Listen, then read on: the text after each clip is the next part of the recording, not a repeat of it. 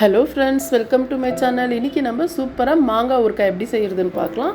இன்றைக்கி நம்ம தாளிக்கவே தேவையில்ல, சூப்பராக மாங்காய் ஊறுகாய் எப்படி செய்கிறதுன்னு பார்க்கலாம். இன்றைக்கி எனக்கு ஃப்ரெஷ்ஷாக 4 மாங்காய் மரத்தில் அப்படியே கிடச்சிது. இதை நல்லா வாஷ் பண்ணி தொடச்சி இதை கட் பண்ணி வச்சுருக்கிறேன். இப்போ ஒரு ஜாடியில் சேர்த்துக்கலாம். பச்சை மிளகாவும் நல்லா வாஷ் பண்ணி ட்ரையாக தொடச்சி கிண்டி சேர்த்துக்கலாம். இப்போ உப்பு 1.5 டீஸ்பூன் சேர்க்குறேன். காரம் நம்ம காரம் எவ்வளோ நம்ம காரம் சாப்பிட்றோமோ அவ்வளோ அந்த மாதிரி சேர்த்துக்கலாம். நான் காஷ்மீரி சில்லி சேர்த்துருக்குறேன், ஏன்னா பச்சை மிளகா சேர்த்துருக்கிறதுனால. இதை நல்லா இந்த மாதிரி பாருங்கள் குலுக்கிட்டு இதை விடாமல் ஒரு 5 நாள் நான் வெயிலில் வச்சு எடுத்தேங்க.